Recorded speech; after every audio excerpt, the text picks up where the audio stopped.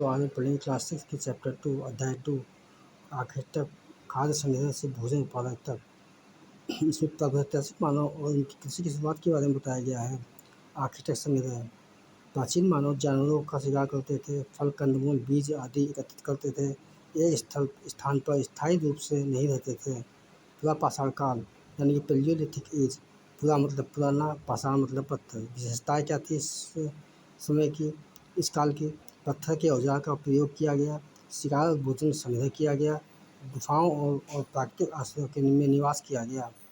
अगला मध्य पाषाण काल मेसोलिथिक एज। विशेषताएं: छोटे और अधिक धारदार पत्थरों के औजार यानी कि माइक्रोलिथ। शिकार के साथ मछली पकड़ना भी शुरू हुआ।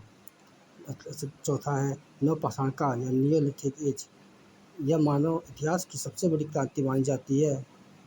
विशेषता: कृषि प्रारंभ। विशेषताएं नवपाषाण काल की: कृषि का आरंभ इसी काल में हुआ। पशुपालन की शुरुआत भी इसी काल में हुई। स्थायी बस्तियों का विकास भी इसी काल में हुआ। मिट्टी के बर्तन का उपयोग भी इसी काल में हुआ। पहिए का उपयोग भी बढ़ा इसी काल में। अगला है मेहरगढ़ का महत्व। वर्तमान में यह क्षेत्र पाकिस्तान में है।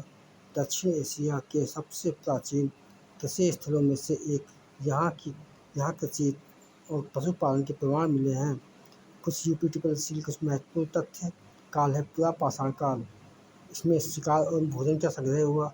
मध्य पाषाण काल माइक्रोलिथिक यानी छोटे औजारों का बनाए गए उत्पादन किया गया। नवपाषाण काल, इसमें कृषि और स्थायी जीवन का विकास हुआ।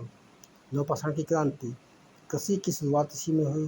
पशुपालन हुआ, स्थायी गांव बसाए गए, खाद्य उत्पादन हुआ। कुछ वास्तुनिष्ठ प्रश्न जो कि यूपी पीएससी के लिए काफ़ी उपयोगी हैं। कृषि का प्रारंभ किस काल में हुआ? यह है नवपाषाण काल में। माइक्रोलिथ किस काल से संबंधित है? यह मध्य पाषाण काल से। मेहरगढ़ किस लिए प्रसिद्ध है? प्रारंभिक कृषि, पशुपालन का साक्ष्यों के लिए। इतिहास की पहली लड़ाई की बड़ी आर्थिक क्रांति कृषि क्रांति थी। सबसे पुराना व्यवसाय कौन सा था? शिकार और भोजन संग्रह। स्थायी जीवन की शुरुआत किस काल में हुई? नवपाषाण काल में।